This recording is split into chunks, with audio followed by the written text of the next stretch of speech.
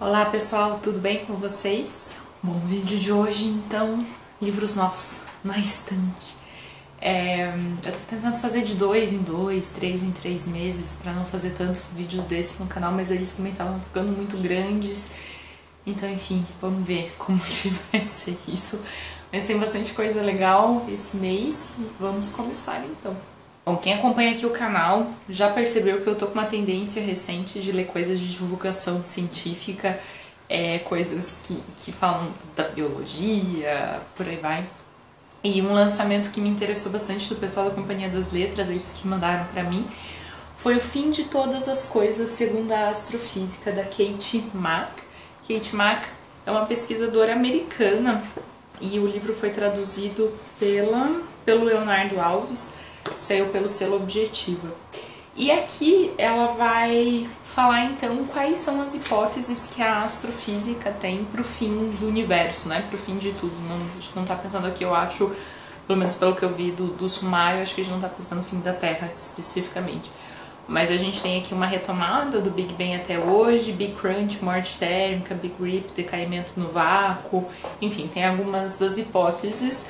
Achei interessante, um pouco pessimista, talvez, mas enfim, né, acho que tudo isso deve acontecer daqui a muito tempo.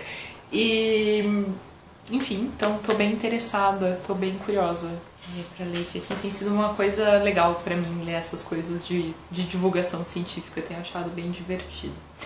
Também do pessoal da Companhia das Letras, eu recebi o Feminismos, uma história global, da Lucie Delap.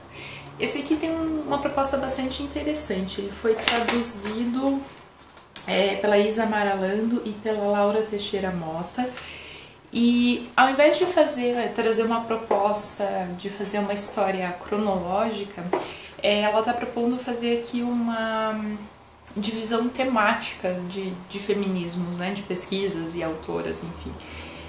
Os temas são sonhos, ideias, espaços, objetos, visuais, sentimentos, ações e canções. Então aqui é uma história a partir desse, ela está chamando aqui de eixos temáticos. Parece uma visão bem interessante e pelo que eu li aqui dos paratextos, ela tenta também trazer uma visão um pouco mais abrangente, de espaços diferentes e tal. Vamos ver se ela de fato consegue fazer isso. Ela mora na Grã-Bretanha, pesquisa lá, leciona na Universidade de Cambridge. Então vamos ver, né? Existe essa tendência às vezes de achar que estão fazendo, mas continuam sendo bastante eurocêntricas e por aí vai. Veremos na leitura, mas acho que uma perspectiva bem interessante, né, do que está acontecendo ali. Também da Companhia das Letras, eu recebi o Gótico Nordestino, do Cristiano Aguiar. Esse aqui é um livro escritor brasileiro, nasceu na Paraíba e já tem várias coisas publicadas. Eu acho que eu não conheço nada dele, porém... tem um texto dele na Granta, os melhores jovens escritores brasileiros, eu li, então esse texto dele lá. Mas enfim, é um livro que eu fiquei curiosa com a recepção dele, parece interessante. Diz aqui que ele mergulha nos elementos góticos e folclóricos, busca as referências nas séries televisivas, no cinema e nos quadrinhos e flerta com a distopia, o horror, o fantástico, para criar narrativas vibrantes e inesperadas que fogem da prosa literária tradicional. Seus contos se passam não apenas na atualidade, mas em momentos-chave da história brasileira, como nos tempos do cangaço ou da ditadura militar, alcançando também os ecos sombrios do futuro próximo. Então parece aí um livro bem interessante. Caso alguém já tenha lido, me conta o que vocês acharam nos comentários. E vou mudar aqui um pouco a ordem, mas vamos terminar então a Companhia das Letras. O último que eu recebi deles foi o Sua Alteza Real, do Thomas Mann, a tradução e o pós-fácil do Luiz Krauss. Eles estão publicando aí várias coisas do Thomas Mann, escritor alemão bastante importante, vencedor do Prêmio Nobel. Enfim, pessoal, minha câmera parou de filmar bem quando eu tava falando do Sua Alteza Real, mas enfim, eu tava comentando que eu já li dele A Montanha Mágica, A Morte em Veneza e o Tônio Kruger. E eu gosto muito da visão de mundo que ele traz do que aconteceu na Europa e das situações todas. Sempre acho que tem uma leitura bem interessante. E então eu estou empolgada com este aqui. Também preciso ler os Buddenbrook. ainda tá na minha lista faz bastante tempo também. E a última coisa que eu recebi da companhia foi os coadjuvantes da Clara Drummond, tá aqui. Eu já li um livro da Clara Drummond, que é o A Festa é Minha e Eu Choro Se Eu Quiser. Eu acho que eu tinha achado legal, tenho pelo menos boas lembranças dele. E aqui a gente tem cômico e melancólico, sensível e cruel romance sobre o mundo da arte, o Brasil dos privilégios e uma geração perversamente obcecada por imagem e virtude. Parece interessante. A Clara é uma escritora do Rio de Janeiro, nasceu em 86 e é jornalista e escritora. Então tá aqui, achei a capa bonita até, achei interessante essa escolha. Indo para algumas compras, então, agora, comprei um livro que eu já estava na minha lista faz bastante tempo, que é O Mundo Barbie, da Denise Duhamel, uma poeta americana, um livro de poesias, e foi publicado pela Jabuticaba, e eu tenho a felicidade de conhecer as 3 tradutoras, a Miriam Adelman, foi minha professora, inclusive, a Julia Reis e a Emanuela Siqueira, que são minhas colegas de doutorado e amigas também. E enfim, fiquei muito feliz com esse lançamento, não é um lançamento tão recente assim, é de 2021. Mas basicamente a autora vai usar a imagem da Barbie para fazer uma crítica dessas visões que se tem sobre mulheres e por aí vai. É uma edição bilíngue, o que eu achei bem legal. E vou ler um então para vocês terem um gostinho. Esse aqui chama Barbie Hispânica. Nascida em 1980, ela é igual a Barbie negra ou branca. Você pode fingir que ela é espanhola, mexicana, porto-riquenha, colombiana, chilena ou venezuelana. Compradoras que reclamam da dificuldade de encontrá-la deveriam checar nas Americanas ou em lojas de 199 em certos bairros de certas periferias. E, enfim, estou bem empolgada para ler este em breve. Um que chegou tecnicamente em abril, mas enfim, eu tô colocando aqui já no vídeo para organizar os livros depois, é o The Mayor of Leipzig, da Rachel Kushner, que saiu pela editora Karma. Rachel Kushner é uma escritora americana, ela já tem algumas coisas publicadas aqui no Brasil, mas esse aqui, ao que me parece, não. E eu não li nada, é o primeiro livro que eu vou ler dela, mas ele tem uma pegada meio de metaficção. Eu sei que a gente tem uma narradora em primeira pessoa que vai falar sobre a Rachel Kushner, inclusive, tem aqui uma brincadeira desse tipo, e tô bem intrigada com ele. Não é um livro muito grande, é uma edição bem bonitinha, eu achei. Depois umas coisas de sebo, peguei o Cartas ao Jovem Poeta do Rainer Maria Rilke para cobrir a minha deficiência de formação em letras alemão, de nunca ter lido nada do Rilke na minha vida.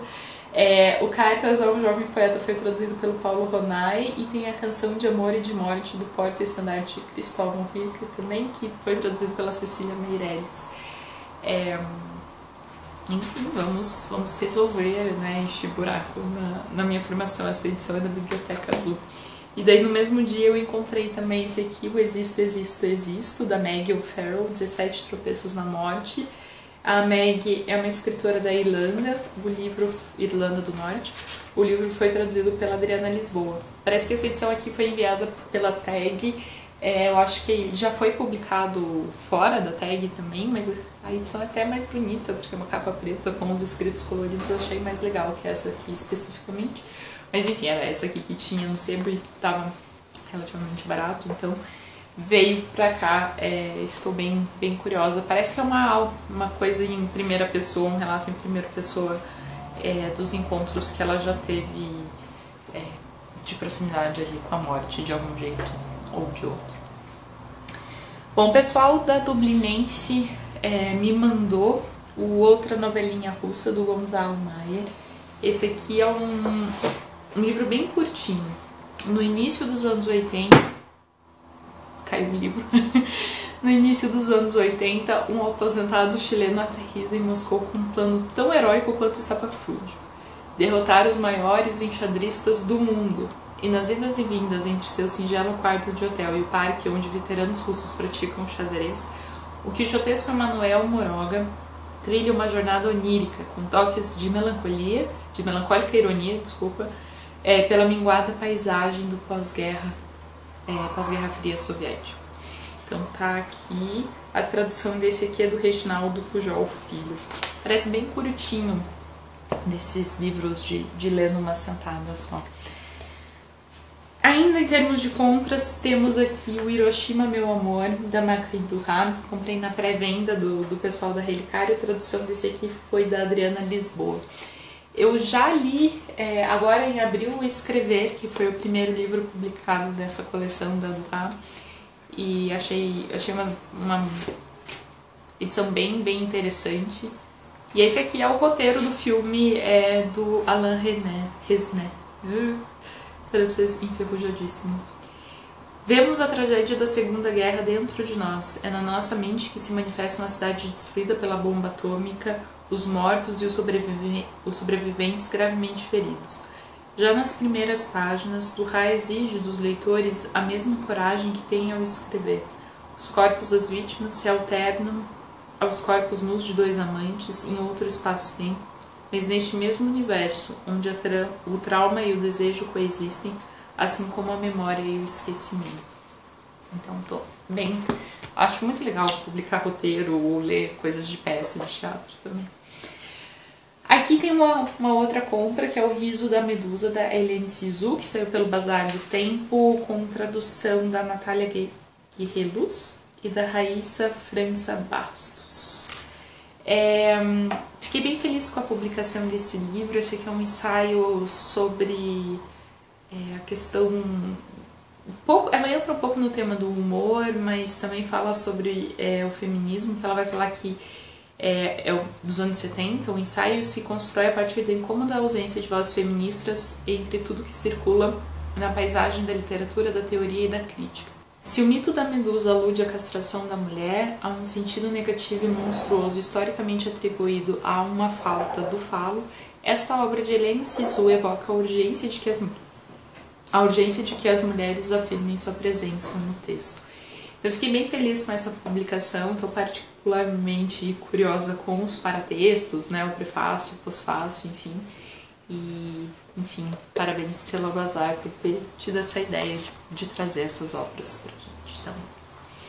Bom, o pessoal da Instante me mandou o novo lançamento deles, da Diná Silveira de Queiroz. Eles estão republicando, né, a obra da Diná, que tinha ficado um pouco sumida. Eu já li o Floradas na Serra, inclusive escrevi sobre ele, vou deixar o link ali embaixo.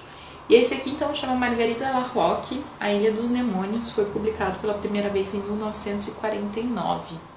Aqui a gente tem essa personagem então que veio para o Brasil, uma francesa que veio para o Brasil para procurar o marido que tinha vindo para as Américas, e ela vai ter um caso com alguém no barco, enfim, vai acontecer várias coisas aparentemente.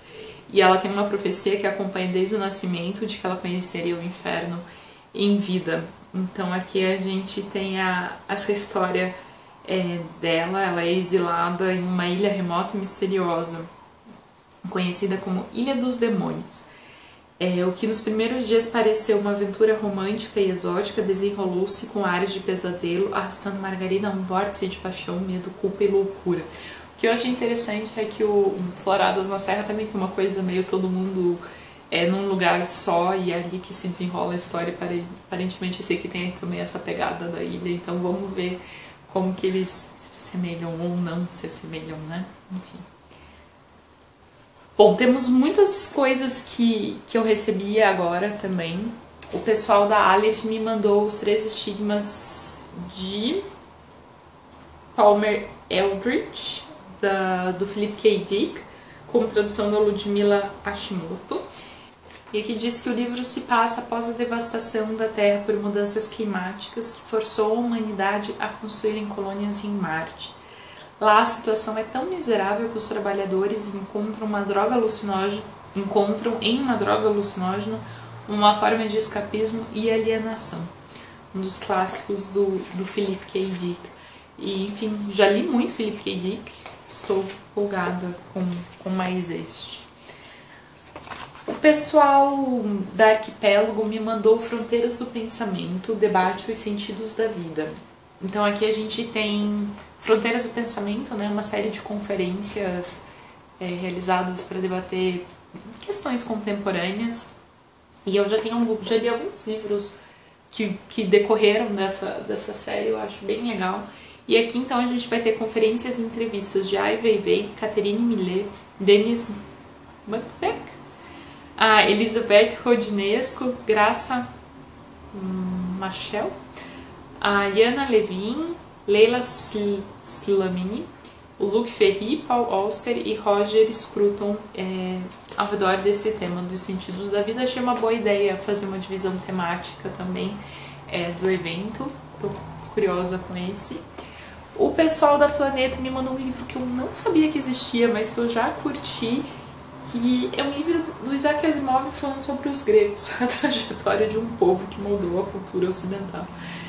E aparentemente existe uma coleção História Universal por Isaac Asimov, que eu achei muito engraçado. Veremos, né? O Isaac Asimov era físico, na realidade, e agora é o segundo volume já que publicam.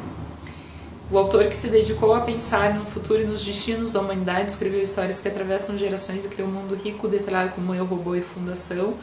E ele também tinha esse interesse, então, pelas civilizações do passado e pesquisou sobre isso. Talvez seja, acho que, um olhar divertido, não tão acadêmico, mas divertido ainda assim.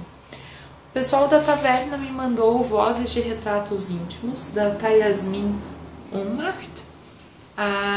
Ela nasceu em Porto Alegre, é psicóloga e já tem outras coisas publicadas. E aqui a gente vai ter, a partir da contemplação de fotografias de família, a narradora personagem de Vozes de Retratos Íntimos tece a trajetória de sua cor e de seu sobrenome, evidenciando como o racismo se incrusta na história brasileira. Achei bem interessante, vocês sabem que eu gosto de sempre ler autoras novas, então fiquei bem feliz com esse livro. Bom, o Otávio Linhares, um autor aqui de Curitiba, me deu o último lançamento dele, que é o Cavalo de Terra, saiu pela editora Moinhos. Um dia a avó estava dando comida para os cachorros lá fora e cada colherada que ela colocava nos potes ela orava. Mamãe jamais deve enterrar seus filhos. E ele tem uma... Assim, só de folhear a gente vê que tem alguma coisa diferente acontecendo de experimentalismo, assim, né, de linguagem e tal, então parece interessante. Já li outras coisas dele que eu gostei também. Que mais? A gente tem O Homem de Papel, do João Almino, do pessoal da Record. O João nasceu em Mossoró, é diplomata e um dos nomes mais importantes da literatura nacional. Ele nasceu em Mossoró e é diplomata, e ele já tem várias outras coisas publicadas, entrou na Academia de Letras em 2017, e eu nunca li nada dele. Então aqui temos uma chance. O que diriam o conselheiro Ares e Machado de Assis sobre o estado de coisas no Brasil de hoje? É essa pergunta que parece mover a imaginação do escritor e do leitor neste Homem de Papel, o 8º romance do João Almino. O pessoal da Planeta também me mandou Três Irmãs, da Heather Morris, a mesma autora do Tatuador de Auschwitz. E aqui a gente também vai ter uma história de Auschwitz. Então, quando a gente tem aqui essa promessa que elas ficariam juntas para sempre, e anos depois, com apenas 15 anos, Lívia é enviada a Auschwitz pelos nazistas. Sibyl, de 19, decide cumprir a promessa e acompanha Lívia, determinada a proteger a irmã ou morrer com ela. E Magda, com 17, escapa da captura por um tempo, mas depois também é transportada para o terrível campo de extermínio. Então é o que acontece com elas lá dentro. Bom, eu recebi também 2 livros do pessoal da editora 34. Eles me mandaram O Estilo de Dostoiévski, Problemas, Ideias e Imagens, do Nikolai Tirkov. Então ele é um crítico literário russo que fez toda a sua carreira sobre o regime stalinista e jamais viu um livro, o artigo seu publicado em vida. E que aqui ele vai fazer uma crítica em um comentário importante sobre a obra do Dostoiévski, jogando luz sobre o processo de construção das narrativas de Dostoiévski, que inicialmente parte da escola natural e do romantismo, para depois encontrar seu estilo próprio baseado nas figuras do homem do subsolo e do homem universo. Este livro é uma excelente porta de entrada para os leitores que quiserem conhecer mais a fundo a obra deste gênio da literatura. E eles me mandaram também esse calhamaço, que é o Cine Olho, Manifestos, Projetos e Outros Escritos, do Tsiga Viertov. Vou chutar assim. Tradução, organização e apresentação das notas do Luiz Felipe Labac. Então foi publicado em parceria com o Filmmuseum, que é acho que, se eu não me engano, é um museu de Viena. E que este livro então traz manifestos, roteiros, artigos, projetos, cartas e poemas, todos traduzidos do russo, e algumas imagens também então do acervo do Tsiga Viertov, que é um diretor de cinema. Parece uma obra bastante interessante. Bom, já estamos chegando no fim da pilha deste mês. Eu tenho aqui o Canto para Mnemosyne, da Clara Bordinian, que é uma poeta aqui de Curitiba, que me deu muito gentilmente o livro dela. Ele saiu pela Cotter Editorial. Vamos ler um poema, então. Ato 1. Poema Carta para a Musa em 10 atos. Ato 1. Te confidencio minhas paixões, musa. Quando ouço a chuva que cai em Curitiba, ainda lembro da garota de olhos verdes. Era janeiro, mas não era tu, musa. Bom, recebi um lançamento da Oficina Raquel, que é um quadrinho que chama A Liga das Superfeministas, da Miriam Mali. A Miriam é uma quadrinista francesa e ela faz aqui um livro que é mais voltado para crianças, adolescentes, explicando um pouco o que é o feminismo, né? Quais são as ideias principais. Eu acho que tentando também desmistificar várias desses achismos sobre o que pode ser o feminismo, enfim. Então ele é meio que dividido por temas. Eu achei as ilustrações muito legais, muito bonitinhas. E, enfim, eu achei um lançamento bastante importante para os dias de hoje. O pessoal da Record me mandou, pelo selo José Olímpio, um livro que eu nem sabia que existia, que é o Viagem, do Graciliano Ramos, Tchecoslováquia e União Soviética. Achei uma graça que acho que eles pegaram provavelmente uma capa original, mas enfim, foi publicado em 54, em relação a uma viagem que ele fez em 52, e as impressões que ele teve do espaço. Tem umas fotinhos de vez em quando também.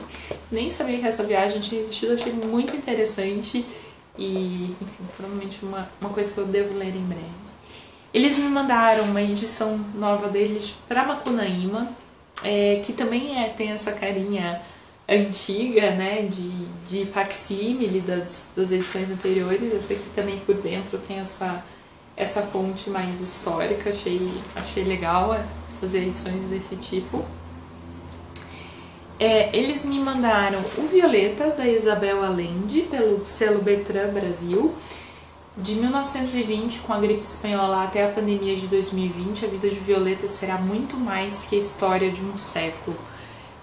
A Isabel Allende, claro, uma escritora bastante importante, né? Nasceu em 42 no Peru, passou a infância no Chile, depois foi para os Estados Unidos, enfim, ela viajou bastante. E este livro foi traduzido, vamos ver aqui, pela Ivone Benedetti. E o último livro que eu tenho para mostrar para vocês, também recebido da editora Record, é O Passo do Caranguejo, do Humberto Eco. Eu já li várias coisas do Eco relacionadas à teoria literária, à escrita. Nunca li nada da prosa do Humberto Eco, mas aqui eu acho que a gente ainda tem um terceiro viés dele, porque aqui ele vai fazer comentários sobre a sociedade, então Guerras Quentes e o Populismo da Mídia. Ele vai passar então por vários temas aqui. Aliás, os textos parecem ser bem curtinhos, ou os capítulos parecem ser bem curtinhos, o sumário bem grande, mas ele vai comentar coisas do mundo de hoje, do que aconteceu, pelo que eu entendi, depois do fim da Guerra Fria para agora, e fenômenos culturais, históricos, políticos, enfim. Estou curiosa para conhecer esse novo viés, para mim, novo, do Humberto Eco. Bom, pessoal, é isso. Comentem caso já tenham lido alguma dessas coisas. Espero que vocês tenham gostado e até o próximo vídeo. Tchau, tchau.